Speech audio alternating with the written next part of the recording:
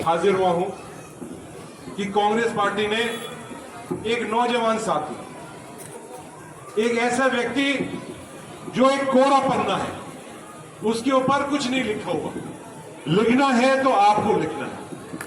ये कोई वैसे नेता नहीं है जो तिकड़मबाजी इधर का उधर उधर का इधर करने वाला, ये बिल्कुल एक साफ पन्ना है। अखिल भारतीय कांग्रेस कमेटी के अंदर सचिव हैं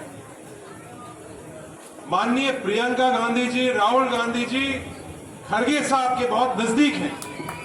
और नजदीक इसलिए हैं क्योंकि ये मेहनती हैं, काम करने वाले हैं, उत्तर प्रदेश के प्रभारी हैं और इनने इनका काम देखा। आप सोचिए, एक बहुत गरीब परिवार से निकल के और अखिल भारतीय कांग्रेस कमेटी के अंदर सचिव बने हुए हैं। ये कोई बड़े बाप के बेटे नहीं है, कोई पैसे वाले व्यक्ति नहीं है, लेकिन इनके अंदर एक जोश है, एक जज्बा है काम करने के लिए। 6 फुट लंबे हैं, कोरा पन्ना है। कैंडिडेट को देखे तो आप देखिए, दूसरे जो कैंडिडेट घूम रहे हैं, ये बिल्कुल एक जोशीले एक व्यक्ति है। इनके लिए आज हम सब हाजिर हुए हैं। सरकार कांग्रेस की बन रही है और सरकार हरियाणा की जनता बना रही है कांग्रेस की सरकार, और इसलिए बना रही है कि 10 साल में जो ठगी हुई है, 10 साल में जो झूठ बोला है, जो हमारे नौजवान साथियों को आज रोड पर आ गए, हर विषय के ऊपर, हर बड़े बड़े वादे के ऊपर सरकार फेल हुई है। ये जनता की भावना निकल रही है। कहीं भी हरियाणा के अंदर, किसी भी गांव में, किसी भी ढाणी के अंदर चले जाइए, किसी भी शहर में चले जाइए, बस वो इंतजार कर रहे हैं 5 तारीख का। जवाब देना चाहते हैं नरेंद्र मोदी और अमित शाह को कि जो ये रिमोट कंट्रोल की सरकार है, ये नहीं चलेगी। हरियाणा की सरकार हरियाणा के लोग चलाएंगे, अफसरशाही नहीं चलाएगी सरकार। आज ये रिमोट कंट्रोल की सरकार है। खट्टर साहब खड़े हो जाओ, बटन दबाया, खट्टर साहब खड़े हो गए। खट्टर साहब बैठ जाओ, खट्टर साहब बैठ गए। मंत्री खड़े हो जाओ, खड़े हो गए। इनकी चूनी निकलती आवाज। कितनी बार इस कलिंगा गांव के बारे में यहां के पूर्व विधायक ने विधानसभा के अंदर अपनी बात उठाई, कभी नहीं। इनकी आवाज नहीं निकलती है, ये घबराते हैं। जो जनता इस क्षेत्र के अंदर बेरोजगार है, उस बेरोजगार की बात नहीं उठा सकते हैं।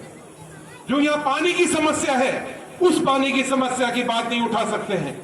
जो यहां बच्चों की स्कूल जर्जर हालत में है, उसकी बात नहीं उठा सकते हैं। यहां जो खेती का नुकसान हो गया, 3-4 करोड़ रुपए का मुआवजा अभी बाकी है, उसकी बात नहीं उठा सकते हैं।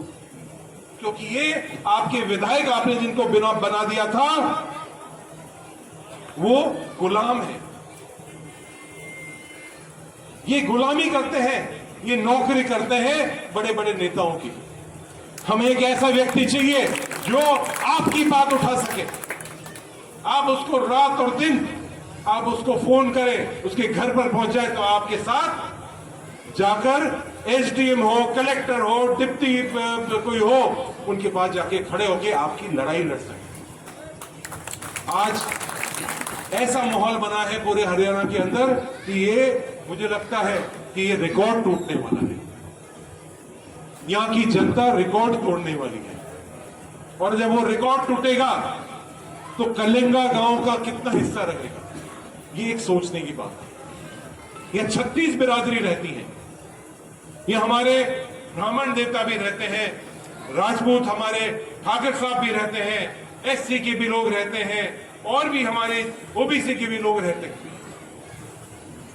गांव सिर्फ जब मजबूत होता है जब एकता होती है। अब एहसान करो तो फिर पूरा ही एहसान कर देना चाहिए। कहीं थोड़ा एहसान यहां से कर दिया, कोई वहां से कर दिया, कोई वहां से कर दिया, उसका कोई फायदा नहीं है। एक बदलाव लाने की जरूरत है। यह भी मुझे मालूम है, आज अब मैं आपके बीच में आया हूं, आप सब मेरे परिवार के लोग हो, कि कहीं ना कहीं कोई पुरानी कोई बात रही होगी, तो समाज के यहां वोट कम मिलते हैं। पूर्व में भी कोई लड़ा है, ये ऐतिहासिक गांव जहां से यहां से पूरा एक तरह से फरमान जारी होता है वो इस गांव से होता है, इस चौपाल से होता है। आपसे मैं अपील करने के लिए आया हूं, आपसे निवेदन करने आया हूं, आपसे मांग करने आया हूं कि आपके यहां से ऐसा फरमान जारी होना चाहिए। एक एहसान कांग्रेस पार्टी के ऊपर कर दो, एक एहसान जितेंद्र सिंह के ऊपर कर दो, एक एहसान प्रदीप नरवाल के ऊपर कर दो कि वो हरदम याद रखे। लोग क्या सोचते हैं आजकल, ये तो हमारे वोट है, ये तो कहां जाएंगे। लोग आजकल नेता सोचने लग गए कि जनता के वोट तो मिलने ही हैं, धमका के ले लेंगे, डरा के ले लेंगे और फिर बोलते हैं कि कहां जाएंगे जाने वाले, ये तो हमारे बंधे हुए वोट किसी का बंधा हुआ नहीं होता है। इसलिए इस गांव को जागना पड़ेगा। मैंने सुना यहां कि ये बड़े बड़े नेता आने वाले हैं, 5 साल तो किसी के दर्शन नहीं हुए, लेकिन राजनाथ सिंह जी आने वाले हैं, योगी जी महाराज आने वाले हैं और पता नहीं कौन कौन आने वाला है। लेकिन ये 5 साल का और 10 साल का हिसाब जरूर ले लेना। चुनाव के अंदर हिसाब देने की जनता बोल पाती है, चुनाव के बाद तो कोई नहीं किसी की सुनता है। सारे पुलिस वाले सायरन लगाते हुए घूमेंगे, कोई नजदीक नहीं आने वाला। 5 साल का और 10 साल का हिसाब ले ले। और एक बात जरूर पूछ लेना मेरे नौजवान साथियों कि ये अग्निवीर क्या चीज है, ये अग्निवीर क्या है। ये एक सवाल उनसे जरूर पूछ लेना। क्या ये देश की, मैं भी गृह राज्य मंत्री रहा हूं, मैं भी रक्षा राज्य मंत्री रहा हूं, जो भर्ती हम करवाते थे पूरे देश के अंदर, हरियाणा के अंदर कई बार मुझे यहां आने का मौका मिला और कई हजारों और लाखों लोगों को यहां से भर्तियां मिली। आज उनको आपने सिक्योरिटी गार्ड बना रखा है। इससे ज्यादा शर्म की बात मेरे नौजवान साथियों के लिए हो नहीं सकती। आज उनको हिसाब देना पड़ेगा इस 10 साल का। इस 10 साल के अंदर क्या काम किया। सिर्फ भाषण देने से वोट नहीं मिलने वाला है, गए वो जमाने। काम करोगे वोट मिलेगा। मैं आपके सामने हाजिर हुआ हूं और हम सब लोग, हमारे साथी हाजिर हुए हैं।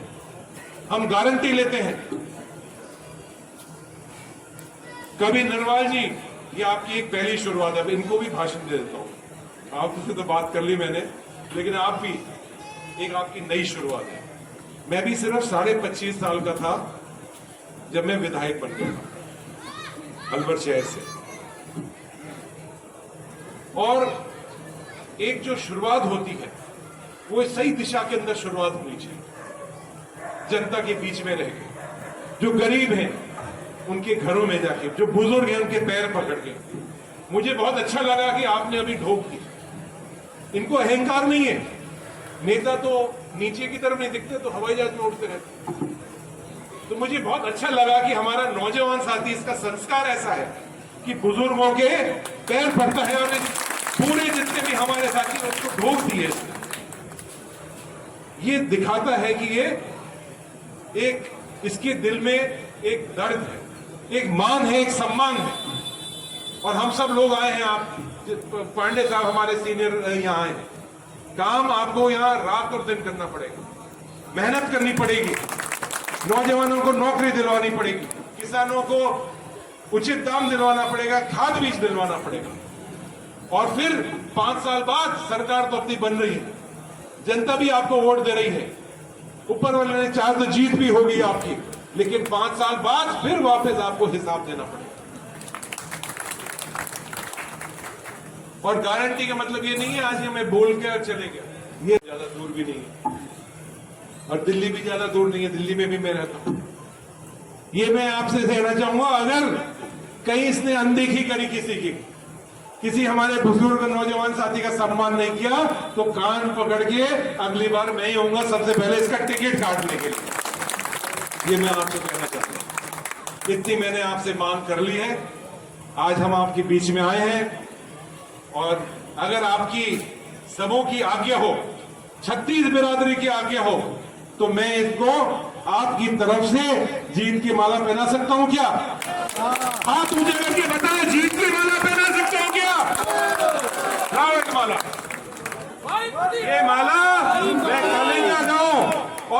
जितने भी आसपास के गांव हैं उनकी तरफ से पहना रहा हूं। मेरी बात जो आज मैंने आपको निवेदन किया है, जो अर्जी लगाई है, उसके ऊपर आप मत पलटना, ये मैं आपको सौगंध देना चाहता हूं। बहुत बहुत धन्यवाद। जय हिंद और जय भारत।